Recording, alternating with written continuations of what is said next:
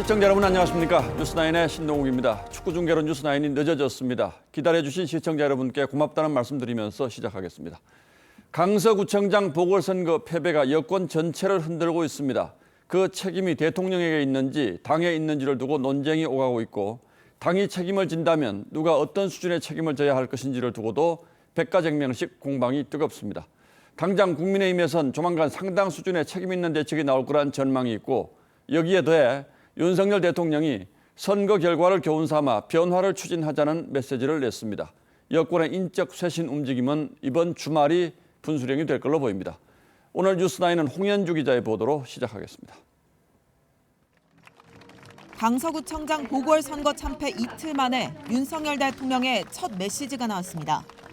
윤 대통령은 오늘 참모들과의 회의에서 선거 결과에서 교훈을 찾아 차분하고 지혜롭게 변화를 추진해 나가는 것이 중요하다고 말한 걸로 전해졌습니다.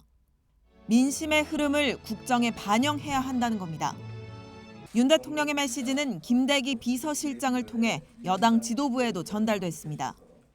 대통령실 관계자는 쇄신의 방향을 구체적으로 지시했다기보다는 선거에 나타난 민심을 국정에 반영해야 한다는 평소 지론을 말한 것이라고 조심스런 반응을 보였습니다.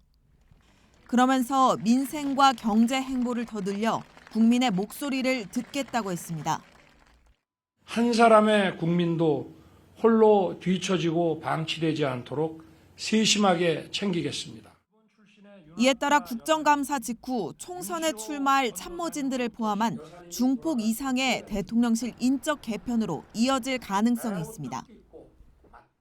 윤 대통령이 특히 공개적으로 변화를 주문하면서 국민 여론에 호응하는 방향으로 국정 운영 기조에 변화를 줄 거란 전망이 나옵니다. TV조선 홍현주입니다. 개혁은 방향도 중요하지만 더 중요한 건 타이밍이라고 할 수 있습니다. 국민의힘이 지금 그 타이밍을 찾느라 치열한 내부 토론을 진행하고 있습니다. 오늘은 김기현 대표가 최고위원들을 1대1로 만나서 의견을 들었다고 합니다. 국민의힘에서 나오는 쇄신 방안의 큰 그림은 어떤 것인지 최민식 기자가 국민의힘 내밀한 속사정을 취재했습니다. 국민의힘 김기현 대표가 당대표실로 들어갑니다. 오늘 최고위원들 만날 때 좀 얘기 좀. 당초 김 대표는 오늘 긴급 최고위를 열어 쇄신안을 발표할 계획이었지만 어젯밤 돌연 취소했습니다. 대신 최고위원 등 지도부 7명을 1대1로 만나 의견을 들었습니다. 수도권의 민심, 정서, 또 국민의힘을 바라보고 있는 현재 상황에 대해서 있는 그대로의 말씀을 드렸고요. 먼저 함께 책임을 지는구나라는 걸 느낄 수 있는 고강도 쇄신 의지를 드러낼 필요가 있다라는 점. 언제쯤 그 구체적인 윤곽을 좀 알 수 있을까요, 저희가? 오래 걸리지 않을 겁니다. 일부 최고위원은 선거 실무를 총괄하는 사무총장단과 임명직 최고위원 교체를 요구한 걸로 전해졌습니다. 당의 한 핵심 관계자는 쇄신하지 못하면 내년 총선은 진다며 김 대표를 제외한 지도부 모두 교체해야 한다고 했습니다. 김 대표는 어제까지만 해도 특정인이 책임을 지는 쇄신안에 부정적 기류가 강했지만 당 안팎의 거센 책임론에 임명직 일부를 교체하는 방안을 검토 중인 걸로 전해졌습니다. 반면 쇄신 대상으로 거론되는 일부 지도부 인사들은 구청장 선거 한 곳에 불과한데 비주류가 당을 너무 흔든다고 반발했습니다.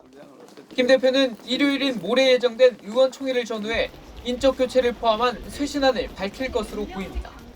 TV조선 최민식입니다.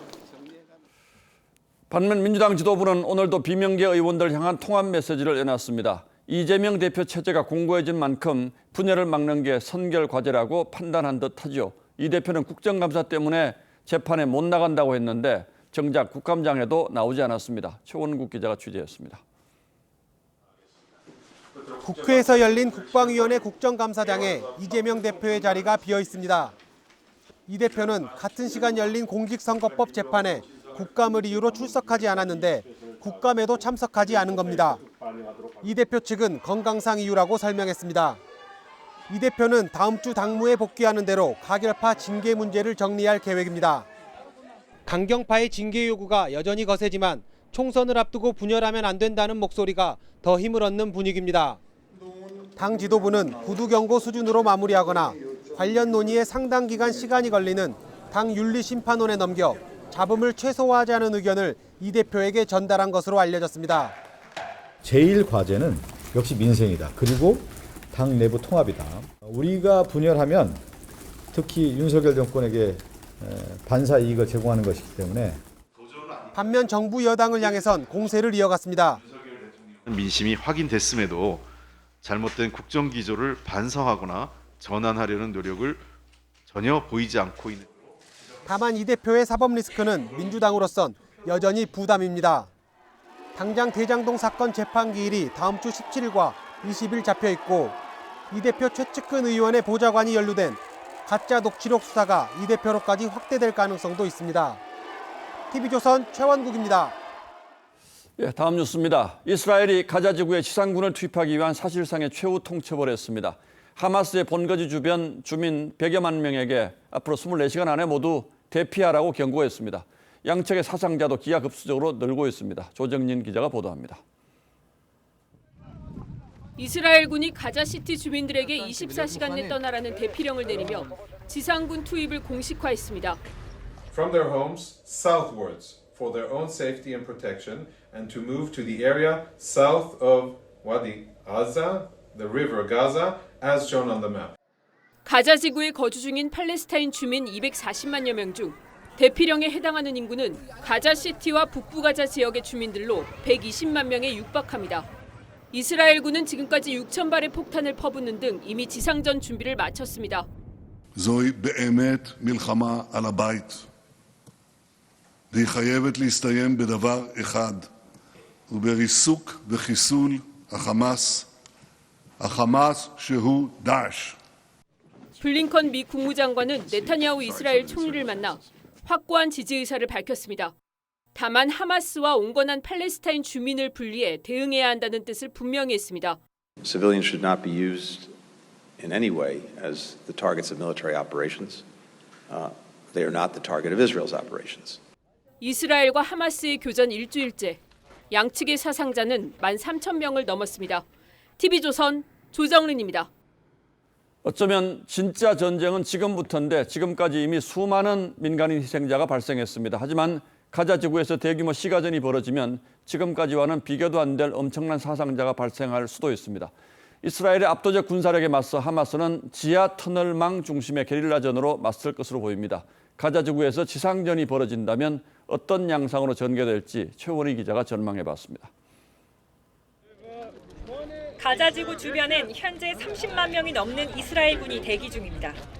탱크와 장갑차를 동원해 압도적인 물량 공세로 빠르게 밀어붙일 기세입니다. 이에 맞서 전력 열세인 하마스는 지형에 익숙한 점을 10분 활용한다는 전략입니다. 가자지구엔 건물들이 미로처럼 빽빽이 들어서 있는데 사이사이 지뢰를 숨기거나 기습 공격으로 허를 찌를 수 있습니다. 지형 지물에 하마스가 더 유리할 거고 어떤 장치를 해놨는지 알 수가 없으니까 미지의 세계에 들어가는 겁니다. 하마스는 지하에 길이 500km, 깊이도 최대 40m에 달하는 정교한 터널도 구축해 군사시설과 무기를 두고 있습니다.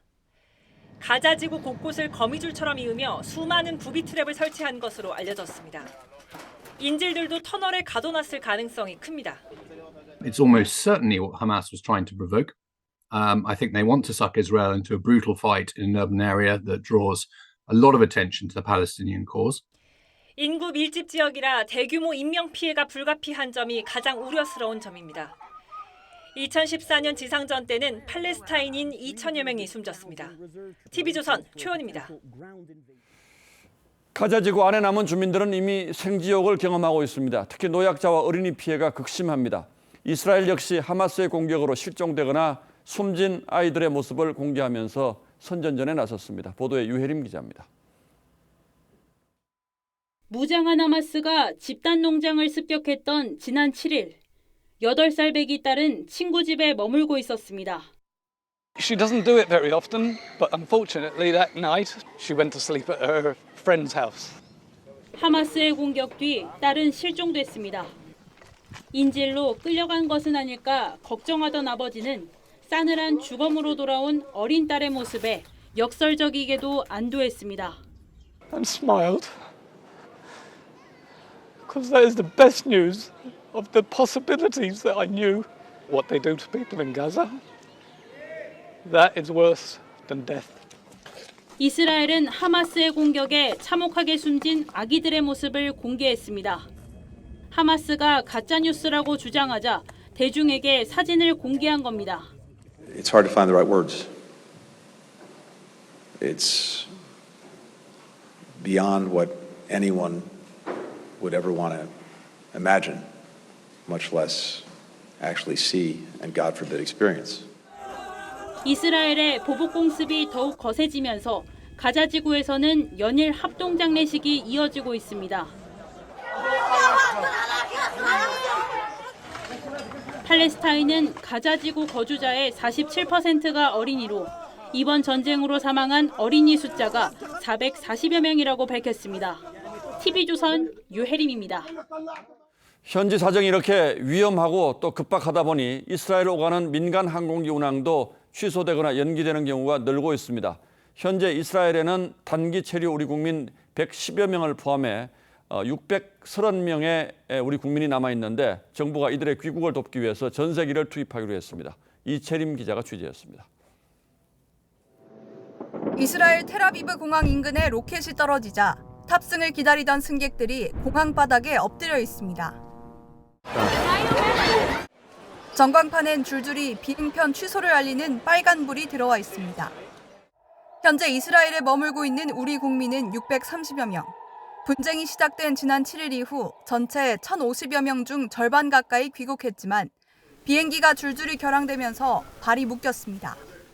운항이 좀 편들이 많이 되다 보니까 육로로 외국인들도 육로로 가는 사람들 많나 봐요. 그래서 어제 그제까지는 한 20대 이상의 버스가 대기했다가 넘어간 걸 알고 있습니다. 정부는 교민들의 신속한 귀국을 위해 전세기를 급파했고 현지 공관은 단기 체류자들과 교민들을 대상으로 탑승 신청을 받고 있습니다. 전세기는 한국 시간으로 내일 오전 텔아비브를 출발해 이르면 내일 밤 한국으로 도착할 예정입니다. 일본도 자국민 대피를 위해 전세기를 보낼 방침입니다. 邦人の出国を支援し、その安全確保に万全を期す観点から10月14日にテルアビブを出発するドバイ行きのチャーター機を手配することとしました. 특히 자위대기를 투입하는 방안이 검토되는 것으로 전해졌습니다. TV조선 이채리입니다. 이스라엘과 팔레스타인 이 전쟁을 계기로 촉발된 전 세계 찬반 시위는 유대인과 이슬람을 서로 비난하는 양상으로 격화하면서 상대방에 대한 정오 범죄도 크게 늘고 있습니다. 이유진 기자가 취재했습니다. 팔레스타인 국기를 들고 모인 사람들이 행진합니다.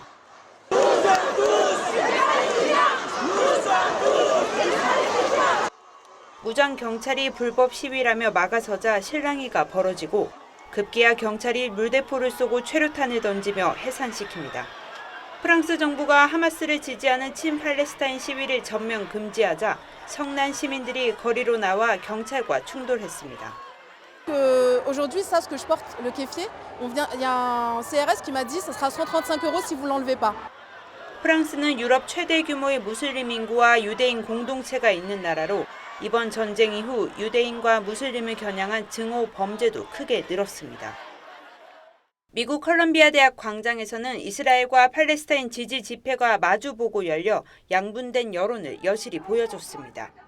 이스라엘 학생이 묻지마 폭행을 당했고 유대 교회당에 폭발물이 설치됐다는 협박에 대피 소동이 벌어지기도 했습니다. There were students who were attacked for speaking Hebrew and for hanging up signs denouncing Hamas. 무슬림 혐오 사례도 잇따라 보고돼 뉴욕, 텍사스, 시애틀 등 주요 지역 경찰들은 증오 범죄를 막기 위해 치안을 강화하고 있습니다. TV조선 이유진입니다. 지난 대선 당시 윤석열 후보를 공격하기 위한 가짜뉴스가 조직적으로 만들어지고 유포됐을 가능성에 대한 검찰 수사가 속도를 내고 있습니다. 검찰은 민주당 보좌관을 최재경 전 중수부장으로 둔갑시킨 보도와 관련해서 이 대표의 최측근이자 대선 캠프 TF를 맡았던 김병욱 의원 등 민주당 인사 3명이 관여한 정황을 확보한 것으로 파악됐습니다. 이렇게 되면 수사가 당시 이재명 대선 캠프를 직접 향할 수밖에 없게 됐습니다. 이재중 기자가 보도합니다. 지난 대선을 8일 앞두고 인터넷 매체 허모 기자가 부산저축은행 관계자 이모 씨가 최재경 전 중수부장과 나눴다는 대화 내용을 공개했습니다. 제가 녹취록을 다 공개를 해드렸습니다. 이런 내용만 가지고도 사실은 다 이제 윤석열이 대장동 범인들 봐준 뒷배라는 게 확인이 되는 건데. 윤석열 당시 국민의힘 대선 후보가 검사 시절 부산저축은행 수사를 무마해 주었다는 취지입니다. 하지만 검찰은 녹취 속 인물이 최 전 중수부장이 아니라 민주당 김병욱 의원 보좌관 최모 씨라고 결론을 내리고 허 기자와 의원 씨를 압수수색했습니다. 영장에는 현장에 최 씨뿐 아니라 김 의원도 있었다고 적시했습니다. 당시 이 씨가 윤석열 후보가 상관인 최 전 중수부장의 부당한 지시를 추종했다는 프레임을 짜야 한다고 말하자 김 의원이 후보한테 정리해서 만들어 보겠다고 했다는 겁니다. 당시 김 의원은 이재명 후보 캠프에서 화천대유 진상규명 TF 위원장을, 최 씨는 상황실장을 맡았습니다. 검찰은 이 녹음 파일이 인터넷 매체에 전달된 과정에는 TF 조사팀장인 김모 씨도 관여한 것으로 의심합니다. 김 의원은 부산저축은행 관계자를 만난 사실은 인정하면서도 어떤 대화를 나눴는지는 기억이 안 난다는 입장으로 전해졌습니다. TV조선 이재중입니다. 오늘 국회에서 열린 행정안전위원회 국정감사에선 최근 논란이 된 선관위 해킹 위험 문제를 두고 여야 간의 팽팽한 신경전이 벌어졌습니다. 노태학 선관위원장이 이례적으로 직접 답변에 나서기도 했는데 선관위 직원들의 특별 채용에 대해서는 사과하면서도 총선 전에는 물러날 생각이 없다고 밝혔습니다. 정민진 기자가 취재했습니다. 선거관리위원회 국정감사는 노태학 선관위원장에 대한 질의 문제를 놓고 시작부터 고성이 오갔습니다. 야당은 헌법상 독립기관인 선관위 소장에게 질의하는 건 부적절하다고 했지만 여당은 이미 합의된 부분이라고 맞섰습니다. 민주주의의 근간을 흔들려는 퇴행적 시도에 불과합니다.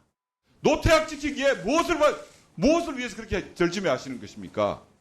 왜 합의해놓고 왜 딴 소리 하고 있어? 아니 어떻게 국회의원 발언을 질의를 못하게 해요? 그게 무슨 상임입니까? 여당은 국정원 보안점검 결과 선관위의 부실 운영이 드러났다고 지적했습니다. 선거망 침투도 가능하다. 또 투표지 분류기 이 결과를 변경도 가능하다는 거예요. 그럼 이거 완전히 부정선거 아닙니까 이거? 하지만 야당은 국정원이 강서구청장 보궐선거 하루 전날 보안점검 결과를 발표한 건 선거 개입이라고 비판했습니다. 선거 끝나고 발표하면 되잖아요. 이게 국정원발 이게 원풍이다. 선거에 개입하려고 하는. 노 선관위원장은 앞서 제기된 선관위 특혜 채용과 보안 문제에 대해선 사과하면서도 여당의 사퇴 요구엔 총선 이후 고민하겠다고 했습니다. 정말 창피하다고 느끼지 않으십니까? 부끄러움을 안 느끼세요? 예, 그거 있습니다. 책임을 지고 용퇴하실 생각은 없으신지. 마무리가 되고 과거에 있었던 일이지만 현재 제가 책임져야 될 일이 있다면 금방 바로 지겠습니다. TV조선 정민진입니다. 정부가 다음 주에 의대 정원 확대 방안을 발표할 예정입니다. 이른바 응급실 뺑뺑이와 소아과 오픈런이 벌어지는 등 필수 분야의 의료 공백이 더 이상 방치하기 어려운 수준이라는 게 정부의 판단이죠. 그런데 의사협회는 강하게 반발하며 총파업 얘기까지 꺼냈습니다. 최원영 기자가 그 이유를 알아봤습니다. 의대 정원은 2006년 3,058명으로 줄어든 이후 18년째 동결된 상태입니다. 그 결과 우리 의사 수는 OECD 평균에 크게 못 미칩니다. 이에 따른 필수 의료 붕괴 위기가 커지자 정부가 오는 19일 의대 정원 확대를 발표하기로 했습니다. 늘어난 정원은 2025학년도 대입부터 적용됩니다. 25년 입시 의대 정원이 늘어날 수 있도록 저희가 준비를 해 나가도록 하겠습니다.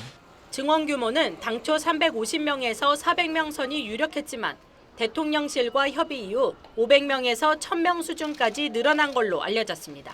OECD 수준으로 도달하려면 2배 가까이 적어도 1000명 이상은 늘려야 되지 않을까 생각합니다. 의료계는 협의 중인 사안을 정부가 일방적으로 강행한다며 반발했습니다. 사회적 협의라는 게 효력이 없다는 것을 방증하는 것이기 때문에 의료계에서는 이제 강경 투쟁하는 방법 밖에는 다른 선택지가 없게 됩니다. 의사협회는 다음 주 초 긴급 대표자 회의를 열고 총파업 여부를 결정할 예정입니다. TV조선 최원영입니다. 그런데 의대 정원 확대에 대해서는 의료계뿐 아니라 교육계에서도 매우 예민하게 반응하고 있습니다. 수험생의 의대 쏠림 현상이 더 심해지고 특히 내년에는 의대를 가기 위한 반수생이 급증할 수도 있다고 보기 때문입니다. 의대 정원 확대가 교육계에 미칠 영향은 신경희 기자가 자세히 분석했습니다. 의대 정원 확대는 현재 고등학교 2학년부터 적용됩니다. 500명에서 1000명이 늘어나면 현재보다 15%에서 33% 증가하는 겁니다. 정부는 늘어난 정원을 주로 지방 국립대에 배정할 것으로 알려졌습니다. 필수 의료 붕괴 현상이 지방에서 더 심각하다는 판단 때문입니다. 국립대 의대 10곳의 평균 정원은 96명인 반면 지방 3곳은 50명에도 못 미치는 미니 의대 수준입니다. 지방에서 의과대학을 졸업한 학생들은 상대적으로 수도권에서 교육한 사람보다는 지방에 남을 가능성이 높아요.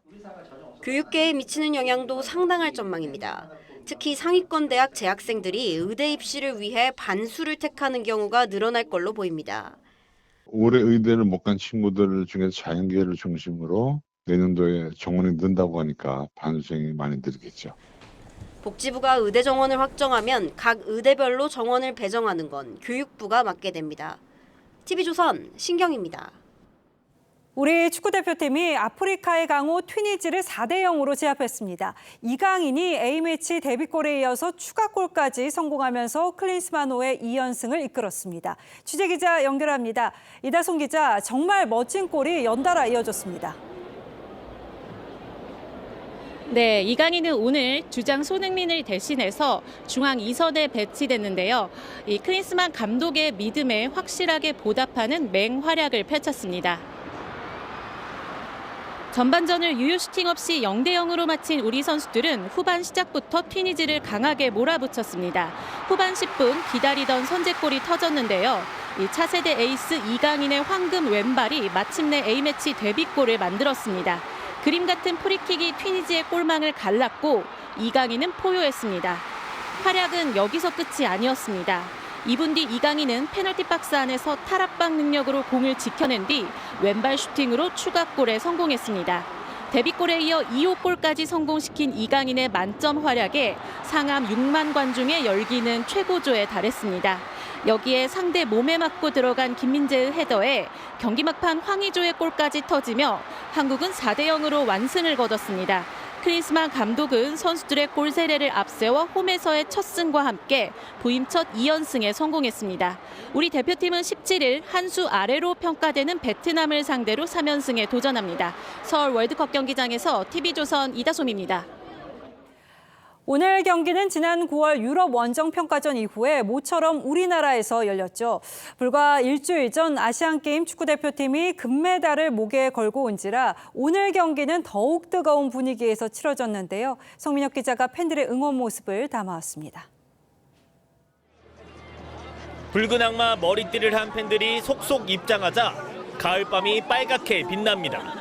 저마다 유니폼을 입고 인증샷을 찍기 바쁩니다. 아시안게임 우승의 축구 열기가 그대로 상암볼로 옮겨왔습니다.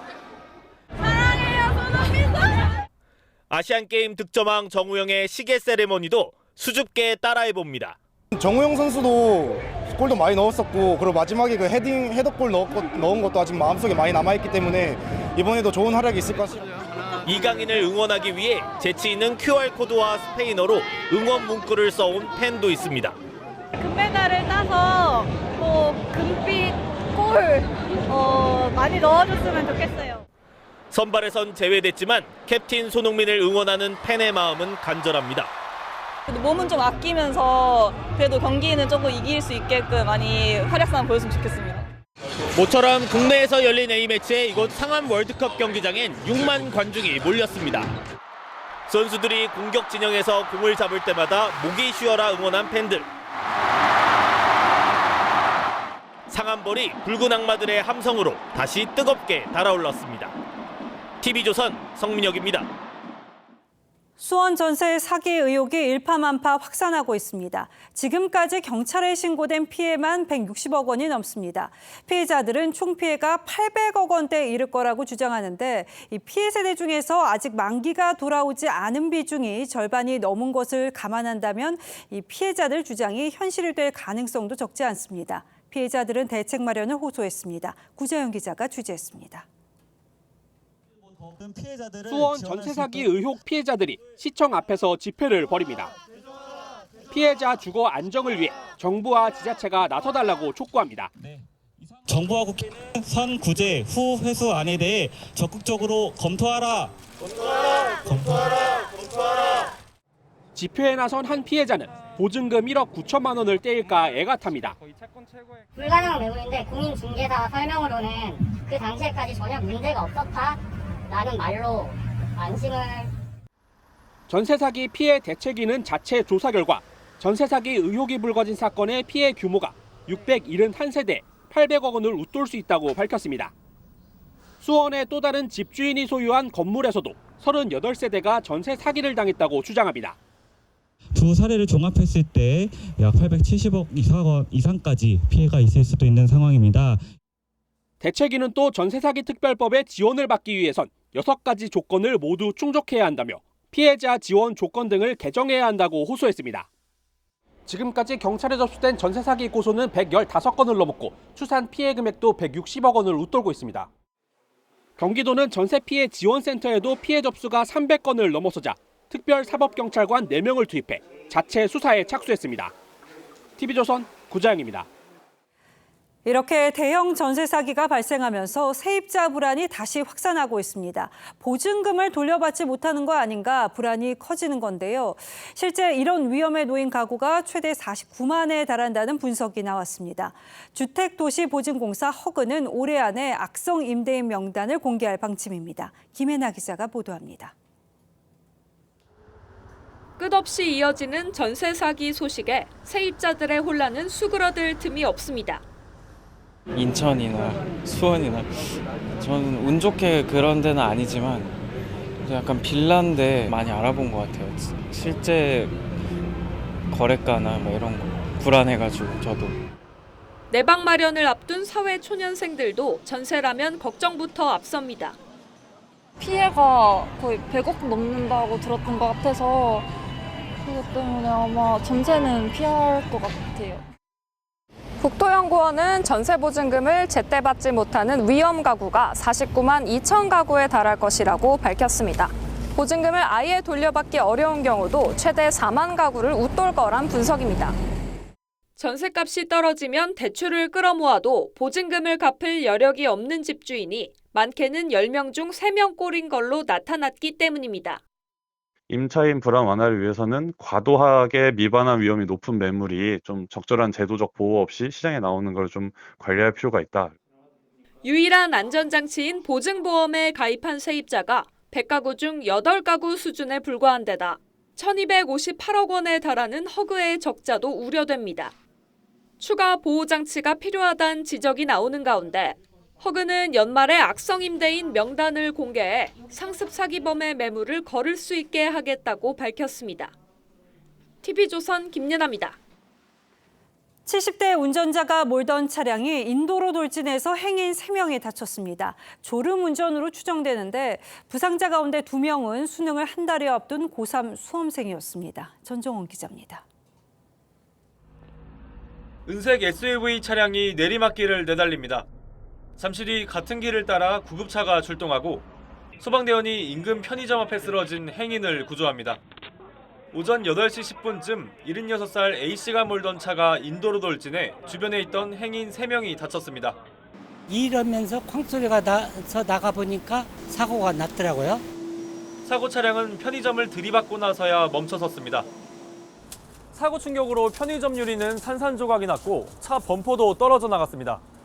부상자 가운데 2명은 등교하던 고3 수험생이었습니다. 어제 차량이 출고를 해가지고 고등학교 3학년 선배 2명이 피 흘리고 많이 다쳤다고. 수능을 한 달여 앞두고 입원 치료를 받게 된 겁니다. 학교 앞에서 났기 때문에 선생님들이 다 같이 갔죠. 병원으로. 경찰 조사 결과 A씨는 졸음운전을 하다 사고를 낸 것으로 파악됐습니다.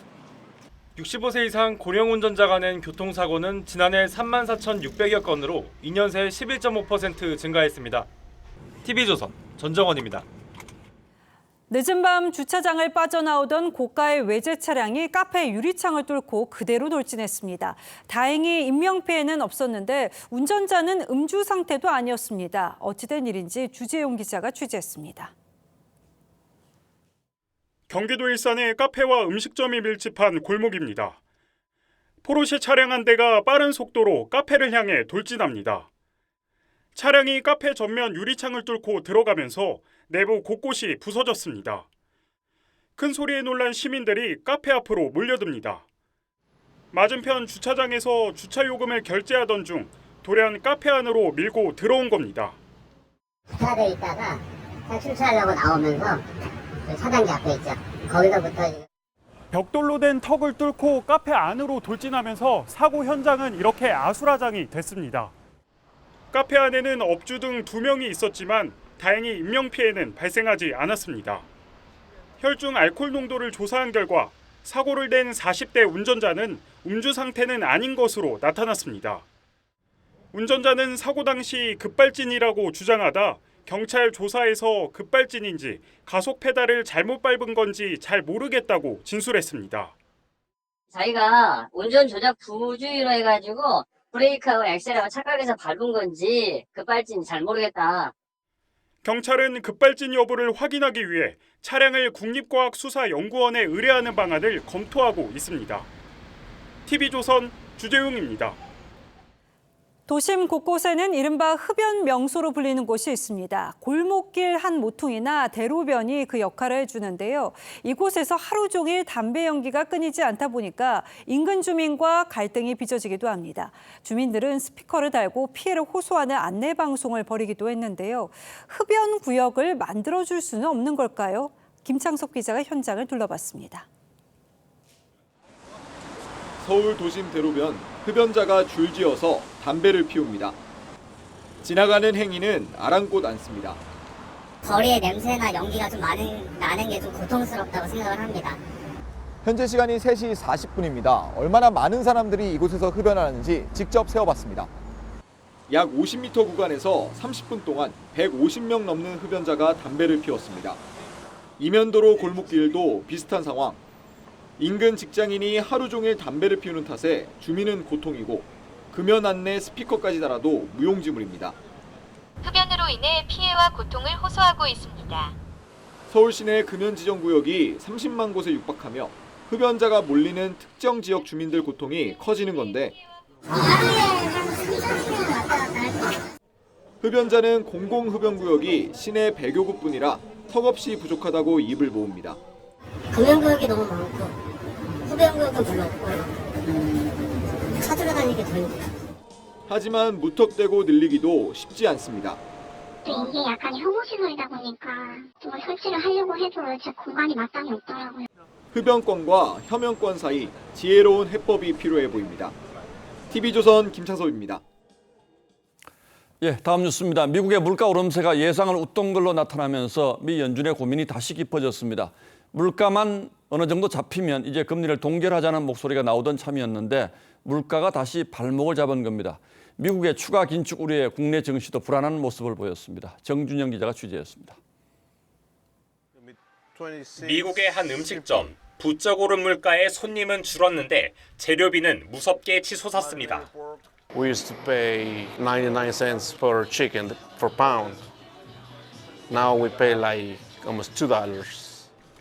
지난달 미국 소비자 물가는 1년 전보다 3.7% 오르며 시장 예상을 웃돌았습니다.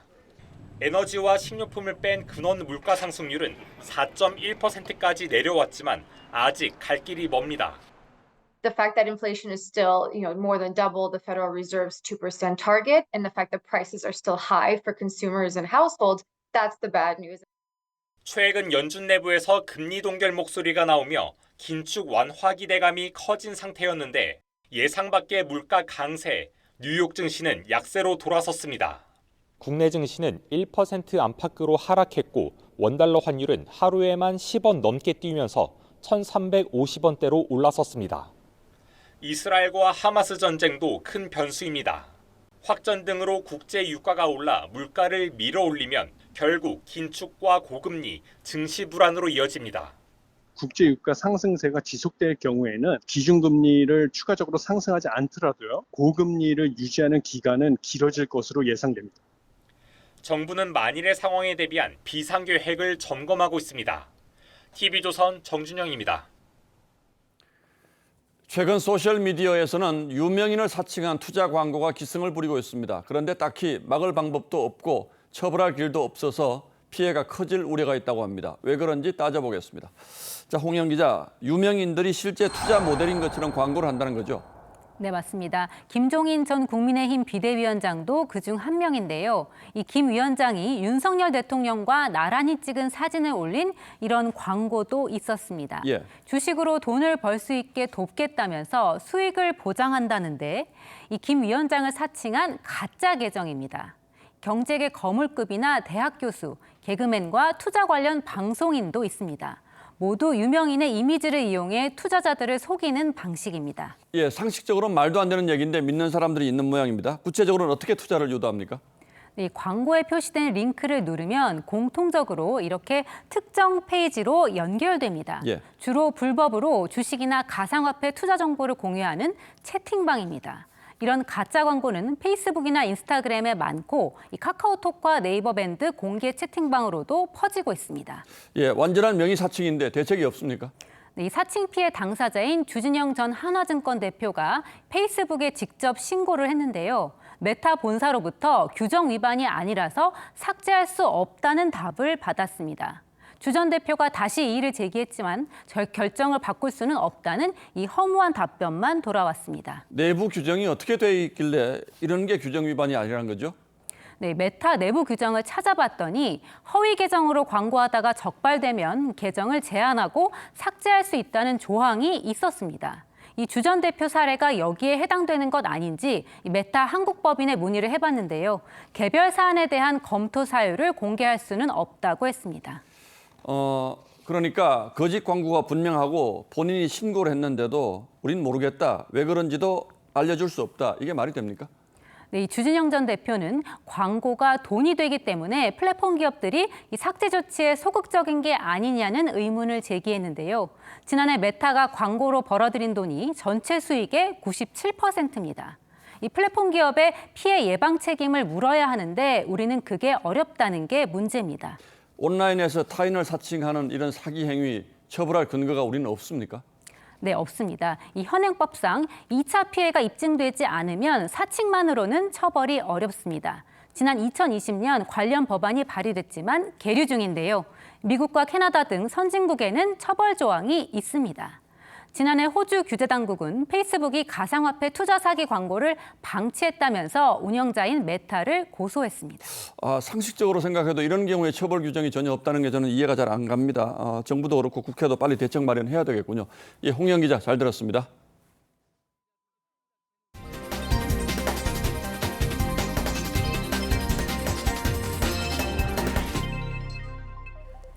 지금 사용하고 있는 통신사에 만족하고 계실까요? 이동통신 3사에 대해서 소비자 만족도를 조사해 보니까 통화 품질에 대한 만족도는 높은 반면에 요금에 대한 만족도는 낮았습니다. 장윤정 기자입니다.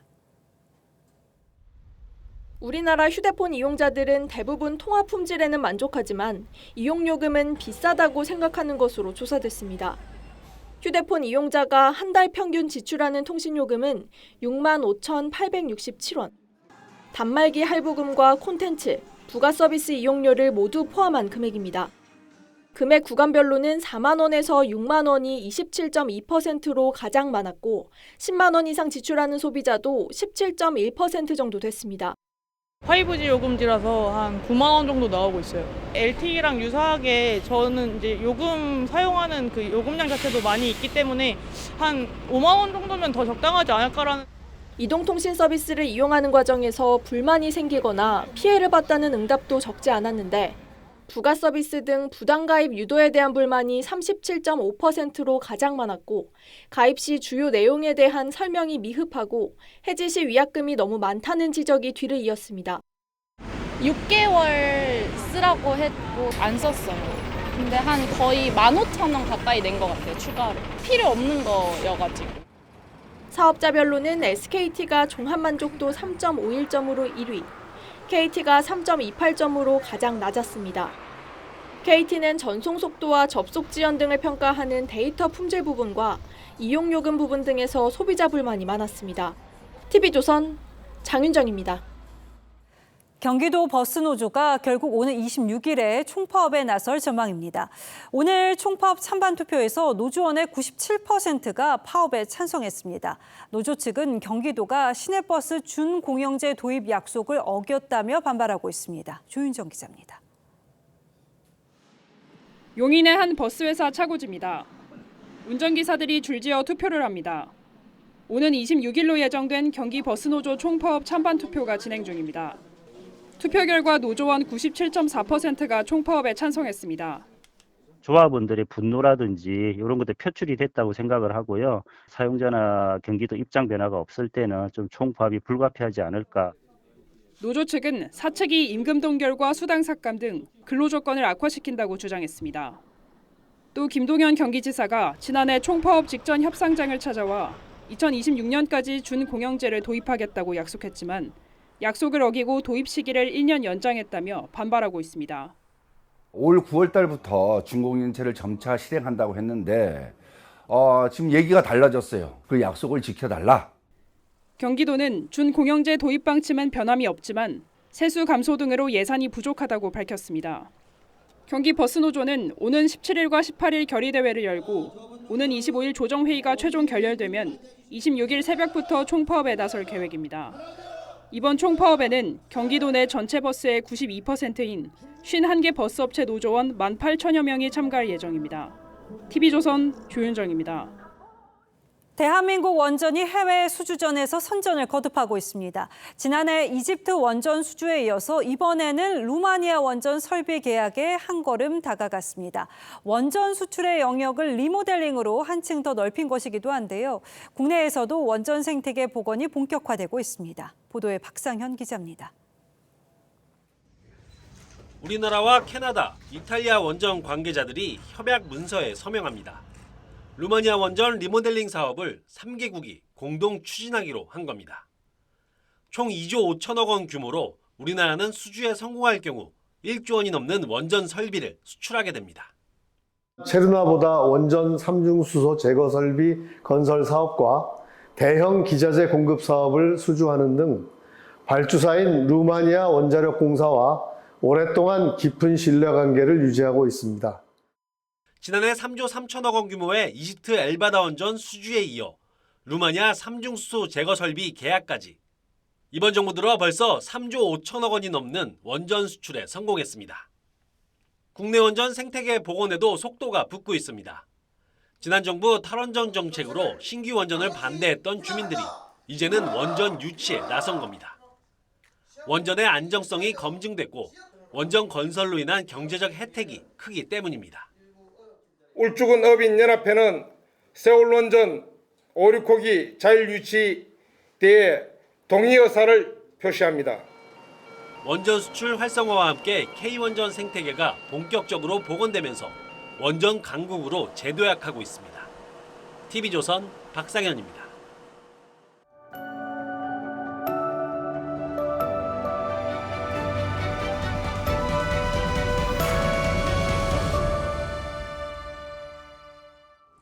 받아쓰기 이제 필요 없습니다. 문재인 대통령 취임 후 첫 수석 비서관 회의를 주재하며 꺼낸 말에 좌중에서 웃음이 터졌습니다.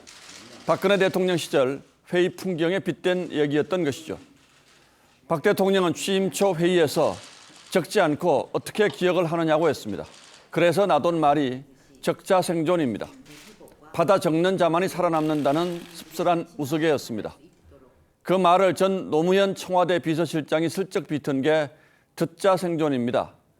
노 대통령이 늘 남의 말을 들으라고 했던 회의를 그렇게 표현한 겁니다.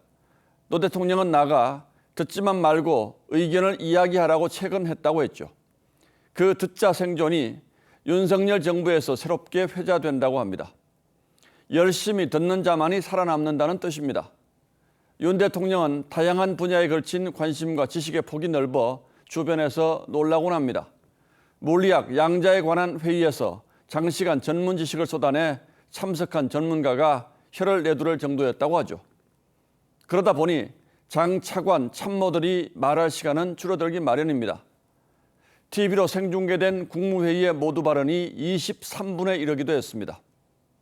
업무 보고를 받은 뒤 마무리 발언을 원고 없이 34분 동안 한 예도 있습니다.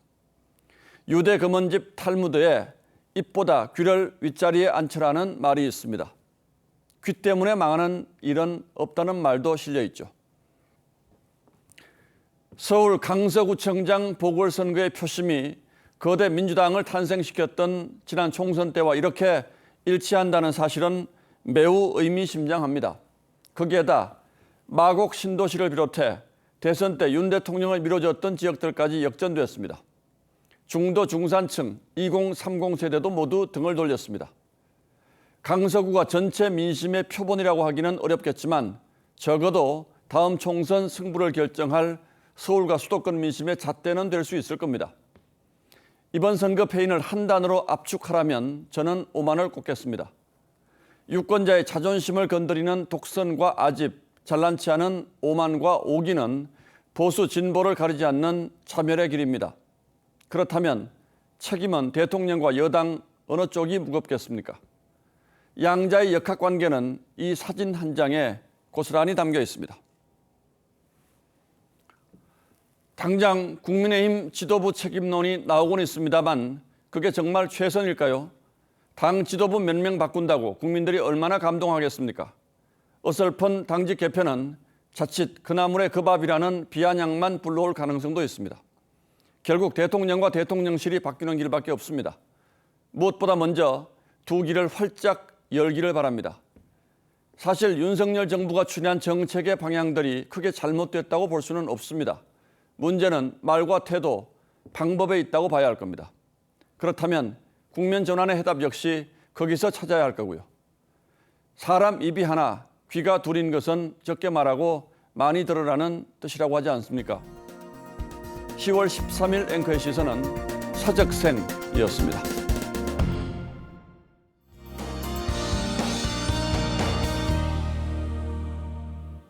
내일은 전국 대부분 지역에 요란한 가을비가 지나겠습니다. 늦은 새벽 중부 서해안부터 비가 시작돼서 점차 그 밖에 중부와 전북으로 확대되겠고요. 이 비는 밤사이 대부분 그칠 텐데요. 그 사이 중서부 지역에 5에서 40, 영동과 경북, 전북 지역에 5에서 20, 오후에는 일부 경남과 전남 지역으로도 5mm 안팎이 예상됩니다. 일시적으로 돌풍과 벼락을 동반한 시간당 20mm 안팎의 강한 비가 내릴 수 있겠고요. 일부에서는 우박으로 인한 피해도 우려됩니다. 각종 안전사고에 유의하셔야겠습니다.